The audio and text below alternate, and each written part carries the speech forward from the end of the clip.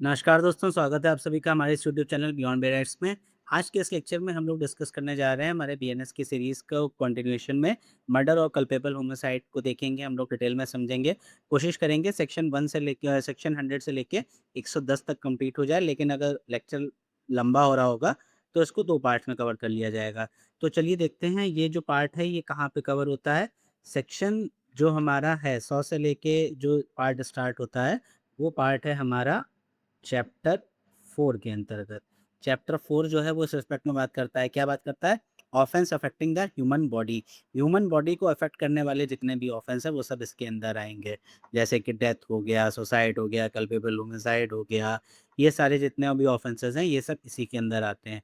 आइए देखते हैं क्या बात करता है क होमिसाइड क्या होती है? सबसे पहला सवाल उठता है अगर आपको पढ़ना है कल्पेबल होमिसाइड, मर्डर, तो पहले ये जानिए व्हाट इज़ होमिसाइड? तो होमिसाइड का मतलब होता है killing of a human being by a human being, मतलब कि एक इंसान द्वारा दूसरे इंसान को मारे जाने की प्रक्रिया, इसको हम लोग बोलते हैं होमिसाइड। ये 2 टाइप की होती है, लॉफुल भी होती है, अनलॉफुल भी होती है।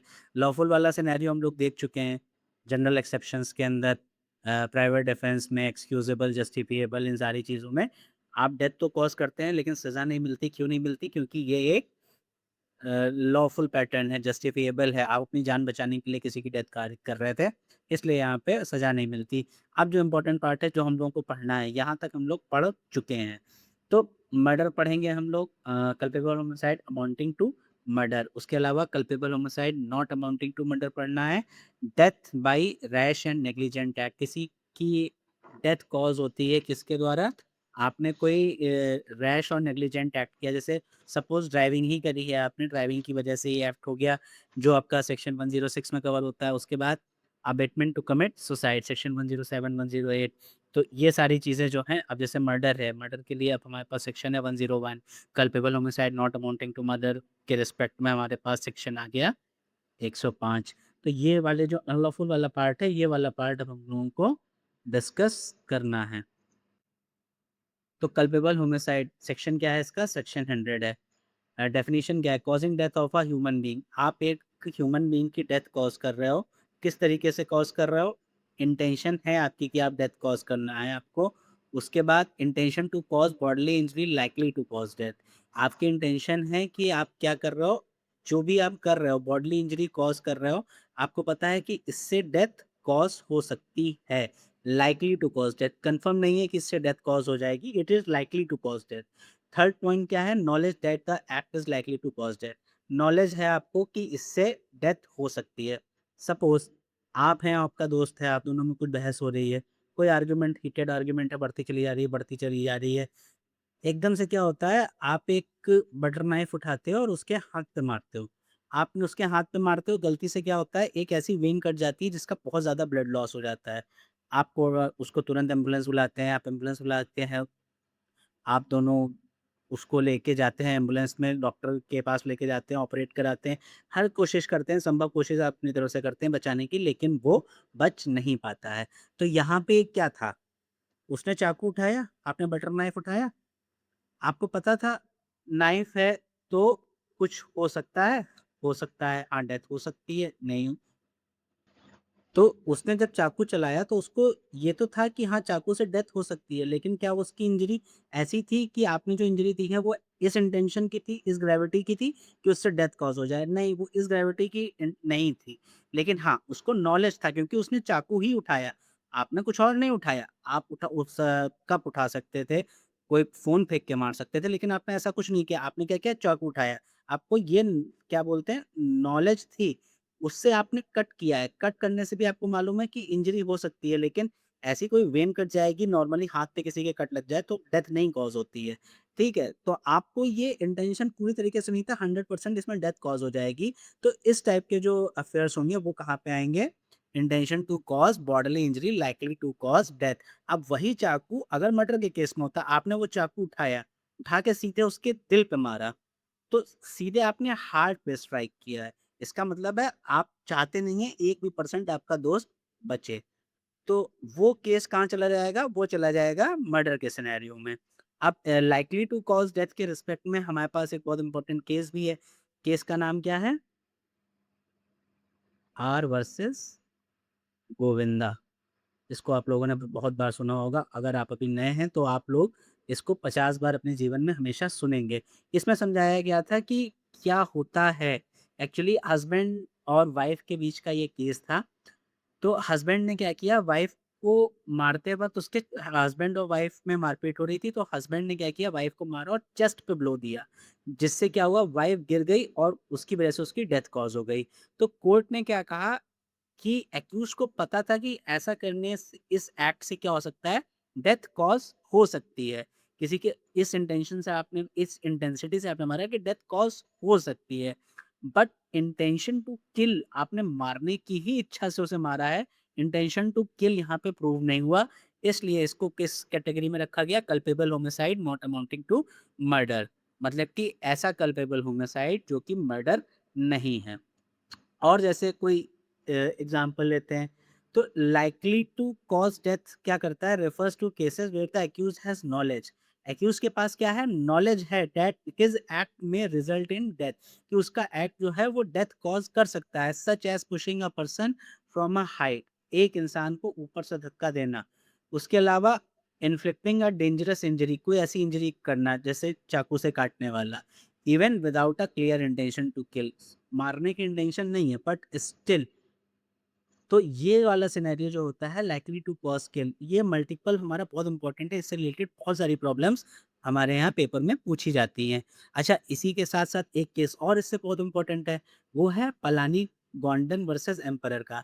इस केस में क्या हुआ, हस्बैंड और वाइफ के बीच में मारपीट हो रही थी, तो हस्बैंड ने क्या किया, अपनी वाइफ को किक मारी, लात मारी, जिससे कि वाइफ गिर गई और वो अनकॉन्शियस हो गई। जब वो अनकॉन्शियस हो गई, उसके बाद हस्बैंड ने उसको कोई भी मेडिकल हेल्प प्रोवाइड नहीं की, उसे वहीं पर छोड़ दिया। अब इश्यू ये उठा कि ये वाइफ़ की डेथ हो गई है, तो ये मर्डर में जाएगा कि ये कल्पेबल होमिसाइड में जाएगा? ये डिसाइड करने के लिए कोर्ट ने जो लॉजिक लगाया, उसने कहा कि किक मारा नॉर्मली फैटल एक्ट नहीं होता है। एक्यूज़ का इंटेंशन टू किल, एक्यूज़ ने उसे लात मारी इस इंटेंशन से कि वो मारना ही चाहता था, ये प्रूव नहीं हुआ। लेकिन क्या कहा गया, उसको ये नॉलेज होना चाहिए था कि अनकॉन्शियस पर्सन को अगर आप हेल्प नहीं करेंगे तो लाइकली उसकी डेथ हो जाएगी। इसीलिए इसमें मर्डर ना देते हुए कोर्ट ने क्या कहा, कल्पेबल होमिसाइड होगा। तो अगर हमें ये पता है लाइकली टू डेथ कॉज़ हो सकती है, लेकिन इतना इंटेंशन नहीं है, तो फिर ग्रेविटी के ऊपर डिपेंड करेगा कि ये कल्पेबल होमिसाइड है कि मर्डर है। तो आपको होप सो समझ में आ गया हो लाइकली टू कॉज़ डेथ का मतलब क्या होता है, और नॉलेज कैसे हम लोग कल्पेबल होमिसाइड से रिलेट करेंगे। अब एक केस और देखते हैं, गणेश ड्यूले का केस बहुत इंपॉर्टेंट है। इस केस में क्या हुआ था, एक स्नेक चार्मर था। वो क्या करता है, वो साँप लेके आता है, कहता है मैं मेरे पास एक ऐसी जड़ी-बूटी है कि ये साँप अगर किसी को भी काट ले, मैं वो जड़ी-बूटी लगा दूँगा, मतलब डेथ कॉज़ नहीं होगी। तो वो अपना करतब दिखा रहा था, रास्ते में एक आदमी खड़ा था, वो भी देख रहा था। तो उसने क्या किया, वो साँप उठा के उसके सर पे रख दिया। उस साँप ने उसको काट लिया आदमी को, जिसकी वजह से उसकी डेथ कॉज़ हो गई। तो यहाँ पे क्या किया गया, कोर्ट ने क्या कहा, guilty of culpable homicide not amounting to murder. यहाँ पे माना गया कि ये जो है act not amounting to murder में फॉल करेगा। एक जो बहुत इंपॉर्टेंट चीज़ है, नेग्लिजेंस और ग्रॉस नेग्लिजेंस। तो ग्रॉस नेग्लिजेंस अगर है, नेग्लिजेंस पे हम लोग बात करेंगे, ग्रॉस नेग्लिजेंस अगर कोई इंसान कर रहा है, तो वो माना जाएगा कि उसको नॉलेज है अंडर सेक्शन 100 कि उसकी वजह से डेथ कॉज़ हो सकती है। हमारे पास कुछ एक्सप्लेनेशन हैं सेक्शन 100 में, कौन-कौन से एक्सप्लेनेशन हैं?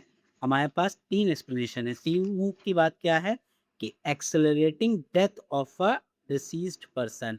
अगर कोई पर्सन है, वो कुछ बीमार है, उसको पहले से कोई बीमारी है, कमज़ोरी है, आपने उसको कोई इंजरी कारित कर दी जिससे उसकी डेथ तुरंत कॉज़ हो गई। अगर नॉर्मल इंसान को आप उतनी तेज़ से मुक्का मारते, उसकी डेथ कॉज़ नहीं होती, लेकिन उसकी बीमारी थी, इंजरी थी जिस वजह से उसकी डेथ कॉज़ हो गई। तो भी आप कहाँ पे आएँगे, कल्पेबल होमिसाइड में फ़ॉल करेगा। एक्सप्लेनेशन 2 क्या कहता है, even if a proper treatment could have been prevented. अगर ये एक्सक्यूज़ नहीं दिया जा सकता कि आप में और आपके दोस्त में लड़ाई हुई, आपने उसको मारा, उसको अगर प्रॉपर ट्रीटमेंट तुरंत मिल जाता है, एम्बुलेंस आपने बुलाई, एम्बुलेंस नहीं आई, एम्बुलेंस आती तो वो बच जाता और डेथ कॉज़ नहीं होगी। कोर्ट कहता है देखो ये सब फालतू बातें हमसे ना करो, सीधे-सीधे एक्सप्लेनेशन 2 पढ़ के आओ। अगर प्रॉपर ट्रीटमेंट मिलता, वो बचता, तो वो डेथ नहीं होती, ये सब फालतू चीज़ें नहीं, साफ-साफ लिखा हुआ है, अगर प्रॉपर ट्रीटमेंट से मौत बच सकती थी, फिर भी मौत के ज़िम्मेदार आप होंगे। मतलब प्रॉपर ट्रीटमेंट नहीं मिला, इसका डिफेंस आपको नहीं लेने दिया जाएगा। एक्सप्लेनेशन 3 क्या बात करता है? एक्सप्लेनेशन 3 बात करता है killing a living child utterly prone. अगर किसी कोई मदर है, वो किसी बच्चे को जन्म दे रही है, अगर वूम्ब में है वो चाइल्ड, तब तो मिसकैरेज में आ जाएगा, वो अदर जगह कवर होगा, हम लोग आज ही पढ़ेंगे। अगर वूम्ब में अगर वो उसको बर्थ दे रही है, बच्चे का एक पार्ट कुछ भी किसी भी तरीके से वो बाहर आ चुका है और फिर आपने उसकी डेथ कॉज़ करी है, तो माना जाएगा ये कल्पेबल होमिसाइड है, चाहे बच्चा पूरी तरीके से पैदा हुआ हो या उसने साँस नहीं ली है, इससे फ़र्क नहीं पड़ेगा। बच्चे का कोई भी पार्ट अगर बाहर आता है और आपने डेथ कॉज़ करने के लिए कोई एक्ट किया है, तो वो कल्पेबल होमिसाइड में ही फ़ॉल करेगा। आगे देखते हैं मर्डर, सबसे इम्पोर्टेंट पार्ट। मर्डर सेक्शन 101 के अंदर फ़ॉल करता है। एक चीज़ है आपको हमेशा याद रखनी पड़ेगी, all murders are culpable homicide but not all culpable homicide are murder. जितने भी मर्डर होते हैं वो सब कल्पेबल होमिसाइड होते हैं, लेकिन कल्पेबल सारी कल्पेबल होमिसाइड मर्डर नहीं होती। ऑब्वियस सी बात है, होमिसाइड का मतलब ही है कि किसी को मारना, तो आपने अगर डेथ कॉज़ कर दी है, तो हो सकता है वो कल्पेबल होमिसाइड जो है वो ऑल जितनी भी डेथ हुई हैं वो सब मर्डर, तो वो जितने भी मर्डर हैं वो सब होमिसाइड तो हैं ही, डेथ तो कॉज़ हो ही रही है। लेकिन सारी कल्पेबल होमिसाइड मर्डर नहीं होती। फिर इसके अंदर 4 इंग्रीडिएंट हैं, क्या-क्या इंग्रीडिएंट्स हैं? When culpable homicide becomes murder, कब कल्पेबल होमिसाइड जो है वो मर्डर में विकसित हो जाती है, वो हम लोग देखते हैं। Every murder is a culpable homicide but every culpable homicide is not a murder. इसको ध्यान में बहुत ज़्यादा रखिएगा, बार-बार इसलिए रिपीट किया जा रहा है क्योंकि ये सेंटेंस आपसे आपके एग्ज़ाम्स में डायरेक्टली पूछ लिया जाता है स्टेटमेंट, और पूछा जाता है इज़ इट ट्रू और फॉल्स। रीज़निंग में एप्रीहेंशंस में आपसे पूछ लिया जाएगा, तब आप लोग क्या करेंगे असर्शन बेस्ड सवाल्स में। तो चलिए देखते हैं 4 इंग्रीडिएंट। पहला क्या है? Intention to cause death. आपने जो एक्ट किया है वो इस इंटेंशन से किया है कि डायरेक्ट इंटेंट थी कि डेथ कॉज़ हो जाए, लाइकली का कोई सिनेरियो नहीं है। पॉइंट ब्लैंक से गोली मार दी, चेस्ट में छुरा मार दिया, वो हार्ट के ऊपर आपने छुरा मारा। Intention to cause bodily injury knowing it is likely to cause death. आपने कोई बॉडीली इंजरी इस इंटेंशन से करी है कि आपको पता है कि इससे डेथ हो जाएगी। आपको मालूम है कि ये ऐसी बॉडीली इंजरी है, जानते हुए कि ये डेथ कॉज़ करेगी ही करेगी। Intention to cause bodily injury sufficient in ordinary course of nature to cause death. आपने ऐसी बॉडीली इंजरी करी है जो कि ऑर्डिनरी कोर्स में डेथ कॉज़ करेगी ही करेगी। इसके बाद 4th पॉइंट क्या कहता है? Act so eminently dangerous that in all probability it will cause death without justification. आपका एक्ट इतना ज़्यादा एमिनेंटली डेंजरस है कि हर प्रोबेबिलिटी में पॉइंट ब्लैंक से गोली मारेंगे, कितने परसेंट चांस हैं बचने के? बहुत कम। इस ये सब यहाँ पे फ़ॉल करेगा। अब देखते हैं इससे रिलेटेड कोई मौत की डेथ कॉज़ करने की नीयत से किया गया काम, इंटेंशन टू कॉज़ डेथ। ऐसी बॉडीली इंजरी इस इंटेंशन से करी गई हो जिससे आपको पता है कि डेथ कॉज़ हो जाएगी, जानते हुए कि वो इंजरी मौत या डेथ कॉज़ कर देगी। तीसरा पॉइंट क्या था? इंटेंशन टू कॉज़ व्हाट जो सफिशिएंट हो ऑर्डिनरी कोर्स में डेथ कॉज़ करने का। और चौथा है हमारा एमिनेंटली डेंजरस हो, मतलब पॉइंट ब्लैंक से आपने गोली मार दी। कुछ इलस्ट्रेशंस देखते हैं। A shoots Z with the intent to kill, Z dies। ए ने जेड को मारने की इंटेंट से फायर किया, जेड मर जाता है, मर्डर हो गया भाई, साफ सी सी बात।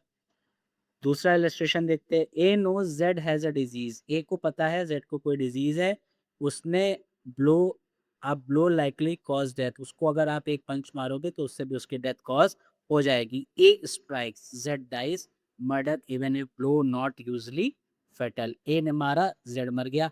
अच्छा, यही अभी हम लोगों ने कल्पेबल होमिसाइड में पढ़ा था, लेकिन वहाँ और यहाँ में फ़र्क है। वहाँ उसको कोई डिज़ीज़ या इंजरी थी और उसने मारा जिस वजह से वो आगे उसकी डेथ एक्सेलरेट हो गई। यहाँ पे उसको मालूम है, उसको पता है कि इस डेथ को उसे जिसको मारना है उसको ये बीमारी है, ये चोट लगी हुई है। इस सर में उसे पता है किसी के चोट लगी है सर पे, अगर थोड़ी सी हल्का से मार देंगे, ब्रेन हैमरेज हो जाएगा, मर जाएगा। तो उसने जानबूझ के सर पे मारा है। ये डिफरेंस है कल्पेबल होमिसाइड वाले में और मर्डर वाले एग्ज़ाम्पल में। ए ने क्या किया? फायर किया एक loaded cannon into a crowd without premeditation, one dies, murder होगा। ए ने क्या किया, जानबूझ के एक भीड़-भाड़ वाले इलाके में शूट आउट किया, जिसकी वजह से 1 लोग मर गए। तो इसमें साफ-सीधी सी बात है, इतना इमिनेंटली डेंजरस है आपका 4th इंग्रीडिएंट बी पे आ जाता है। इसके अलावा एक और एग्ज़ाम्पल देखते हैं, A provoked by Z fires at Z but kills W. उसने ज़ेड की जगह डब्ल्यू को मार दिया near by by mistake, not murder. यहाँ पे मर्डर नहीं होगा, यहाँ पे कल्पेबल होमिसाइड हो जाएगा। ए ने जेड को प्रोवोक किया था, वो प्रोवोक हो भी गया, उसने किसको मार दिया? यहाँ पे क्या हो गया, कल्पेबल होमिसाइड अमाउंट हो जाएगा। और देखते हैं, ए ने जेड के बच्चे वाई को मार दिया जेड की प्रोवोकेशन पर, तो भी क्या होगा, मर्डर कॉज हो जाएगा। ए ने क्या किया है, ए ने जेड के बच्चे, ए और जेड में कुछ लड़ाई हो रही थी, उसने प्रोवोकेशन के चलते वाई को मार दिया, तो क्या होगा, मर्डर कॉज हो जाएगा। तो ऐसे करके रिलेट करते हुए जितने ज़्यादा आप इलस्ट्रेशंस देखेंगे आपको क्लैरिटी आएगी। आई होप यहाँ पे एकदम कॉन्सेप्ट आपका क्लियर हो गया होगा, कोई डाउट नहीं हुआ होगा। मर्डर और कल्पेबल होमिसाइड अब देखते हैं, when murder becomes culpable homicide, कब कल्पेबल होमिसाइड जो है, इसमें 5 एक्सेप्शंस हमारे दिए गए हैं। 5 एक्सेप्शंस क्या हैं? 5 एक्सेप्शंस ऐसे हैं हमारे पास जो कि क्या बात करते हैं, जब मर्डर मर्डर नहीं रहेगा, मतलब कि अब वो चला जाएगा culpable homicide not amounting to murder की कैटेगरी में। कब? जब आपने डेथ कॉज करी है ग्रेव एंड सडन प्रोवोकेशन के बेसिस पे, person deprived of self control must kill person who grave provocation, ऐसे पर्सन को ही मारा है आपने जिसने ग्रेव प्रोवोकेशन दिया है। Provocation not self sought, provocation जो हुआ है वो आपने आपकी वजह से नहीं हुआ है। Not by public servant in lawful duty, किसी पब्लिक सर्वेंट की वजह से प्रोवोकेशन नहीं है, तो ग्रेव एंड सडन प्रोवोकेशन जो है वो आपका एक एक्सेप्शन हो जाएगा। दूसरा, एक्सीडिंग प्राइवेट डिफेंस, आपने अपना प्राइवेट डिफेंस एक्सीड कर दिया, मस्ट बी लेकिन गुड फेथ में।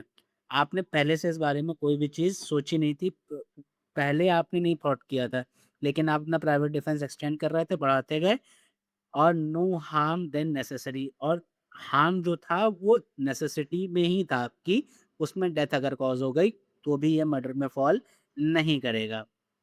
पब्लिक सर्वेंट अगर अपनी पावर एक्सीड कर दे, तब क्या होगा, पब्लिक सर्वेंट या उसका कोई भी साथी जो जस्टिस के लिए काम कर रहे हो, वो गुड फेथ और अपनी ड्यूटी के लिए इम्पोर्टेंट हो ये मान कर काम कर रहे हो, मरने वाले के लिए कोई उनके अंदर इंटेंशन ना हो कि इसकी डेथ हमको कॉज करनी है, इल विल ना हो, तो ये जो डेथ भी अगर कॉज होगी ये भी मर्डर के अंदर फॉल नहीं करेगी। अगर आप रास्ते पे जा रहे हैं, सडन फाइट हो जा रही है, तो और आपने अचानक लड़ाई हो रही है, आपने पहले से प्री प्लान नहीं किया था, आपने फ़ोन करके 10 लोगों को नहीं बुलाया है, एकदम से आप निकले, रोड पे किसी से टकरा गए, तुरंत लड़ाई हो गई, तब फिर क्या होगा, लड़ाई अचानक शुरू हुई है, कोई पहले से प्री प्लान नहीं है, ये मैटर नहीं करता है कि पहले प्रोवोक किया या अटैक किया, तो ये वाला जो सीन है, ये भी आपका मर्डर के अंदर फॉल नहीं करेगा। किसने क्लियर प्रोवोकेशन दिया, ये यहाँ पे इममटेरियल हो जाएगा। Fifth, consent of disease 18 plus year होना चाहिए। अगर मरने वाले ने अपनी कंसेंट ऑलरेडी दे रखी थी कि भाई हाँ मेरी डेथ कॉज कर सकते हो, तो वो केस भी यहाँ पे फॉल कर जाएगा। अब इससे रिगार्डिंग हम लोग और एक बहुत इंपॉर्टेंट केस देखते हैं, KM. Nanavati versus state of Maharashtra. ये हम लोगों ने ऑलरेडी पहले भी देखा हुआ था। इसमें test for grave and sudden provocation के ऊपर केस है ये। ये क्या-क्या पॉइंट्स इसमें थे? टेस्ट फ क्या-क्या टेस्ट होनी चाहिए? Would a reasonable man in accuse position lose self control? देखिए, क्या एक रीज़नेबल मैन उस कंडीशन में होता तो वो अपना सेल्फ कंट्रोल होता। आपको ग्रेव एंड थ्रेटन प्रोवोकेशन जो आप दे रहे हो ये सिनेरियोज़ में रख के चेक किया जाएगा। आपके वर्ड्स और जेस्चर क्या कॉन्स्टिट्यूट करते हैं प्रोवोकेशन की, जो वहाँ पे सिनेरियो हुआ उसमें वर्ड्स और जेस्चर से प्रोवोकेशन कॉन्स्टिट्यूट हुआ। Mental background created by past act भी यहाँ पे रेलेवेंट होगा कि आपके और सामने वाले को जिसमें ग्रेव एंड सडन प्रोवोकेशन से आपने डेथ कॉज़ करी है उसका आपका दोनों का मेंटल बैकग्राउंड क्या था जो कि पहले के एक्ट से हुआ था, वो भी यहाँ पे रेलेवेंट होगा। Fatal blow must be trace to influence of passion, कितना फेटल ब्लो था जो कि पैशन में था, ये नहीं कि आपने दिमाग शांत करके प्लान करके सारी चीज़ें करी हैं, बाद में नहीं, जब आपके इमोशंस कंट्रोल हो गए। ठीक है, तो ये केस हमारा ग्रेव एंड सडन प्रोवोकेशन के एक्सेप्शन 1 में लाई करता है। ये इसके ऊपर एक मूवी भी अक्षय कुमार की आई थी रुस्तम, वो के.एम. नानावती के केस के ऊपर ही इंस्पायर्ड थी। Doctrine of transfer of malice देखते हैं हम लोग क्या होता है। आप ए को मारने गए, लेकिन आपने क्या किया, गलती से बी को मार दिया, तो यहाँ पे ट्रांसफर ऑफ मैलिस हो जाएगा। If A intends to kill B but accidentally kill C, the law transfers as malice intention to C. वो कहता है डिफेंस कोई नहीं मिलेगा, तुम मारने ही गए थे, तुम्हारा काम ही हुआ था, इलीगल काम ही कर रहे थे, तो तुम ए को मारो चाहे बी को मारो चाहे सी को मारो, तुमने मार तो दिया ही, तो ये मर्डर में फॉल करेगा। A will be liable for murder of C with the same intention as if he had killed B. उसी तरीके से माना जाएगा जैसे कि वो बी को मारना चाहता था, सेम इंटेंशन है। तो ए एक्यूज्ड है, इंटेंशन है किल करने की किसको, बी को, लेकिन एक्चुअली मार दिया सी को। Results, A is liable for murder of C same as if he had killed B. तो सेक्शन 102 जो है वो कोडिफाई करता है इंग्लिश कॉमन लॉ की डॉक्ट्रिन ट्रांसफर ऑफ मैलिस को, जो हम लोगों ने अभी देखा। हाँ, इसके अलावा मर्डर से रिलेटेड एक केस हमारा Bachchan Singh versus state of Punjab भी है, 1980 का केस था। इसमें सुप्रीम कोर्ट ने कहा था कि मौत की सज़ा rarest of the rarest case में ही फांसी, डेथ सेंटेंस देनी चाहिए, जब तक कि आपको लग नहीं रहा है कि मर्डर इस ग्रेविटी पे हुआ है कि आपको डेथ सेंटेंस ही देना होगा। तो मर्डर से रिलेटेड कौन सा केस है? Bachchan Singh versus state of Punjab. KM. Nanavati हम लोगों ने देखा, आर वर्सेस गोविंदा देखा, उसके अलावा हम लोगों ने एक केस हमारा और देखा था, अभी आगे देखते हैं। पनिशमेंट क्या होगा मर्डर का, बहुत इंपॉर्टेंट है। पनिशमेंट फॉर मर्डर सेक्शन 1031 के अंदर मर्डर फॉल करेगा। पनिशमेंट या तो डेथ पेनल्टी होगी या एलआई होगा या फिर इन सब के साथ फाइन जुड़ जाएगा। 103(2) में मॉब लिंचिंग, ये हमारा नया प्रोविजन ऐड हुआ है। 100 पहले मॉब लिंचिंग नहीं था। यहाँ पे बताया गया ग्रुप ऑफ 5 और more person acting in concert, एक दूसरे से बातचीत करके ग्रुप में 5 या 5 से ज़्यादा लोग हैं, वो कमिट करते हैं मर्डर। किस ग्राउंड पे? Race, caste, community, sex, place of birth, language, personal believe और सिमिलर ग्राउंड्स, इनसे रिलेटेड कोई ग्राउंड पे वो लोग एक्ट कर रहे हैं और किसी की डेथ कॉज करती है, तो इसका पनिशमेंट भी डेथ, एलआई प्लस फाइन होगा। किस किस को दिया जाएगा? जितने भी मेंबर्स हैं ग्रुप के, कॉमन इंटेंशन है सबका, माना जाएगा। सेक्शन 104 क्या बात कर रहा है? Murder bye life convict. If a life convict, अगर कोई लाइफ कन्विक्ट है और उसने क्या किया है, मर्डर कॉज कर दिया है, तो उसको क्या किया जाएगा? डेथ पेनल्टी या फिर life imprisonment till reminder of his natural life का पनिशमेंट दे दिया जाएगा। हालांकि आईपीसी में ये सेक्शन 103 था और इसको स्ट्रक डाउन कर दिया था मिट्ठू वर्सेस स्टेट ऑफ पंजाब के केस में, लेकिन बीएनएस में इसे फिर से जुडिशियल डिस्क्रिशन में यहाँ पे रख दिया गया है। अब देखते हैं आगे जाके क्या होता है, कोर्ट क्या डिसाइड करती है फिर से।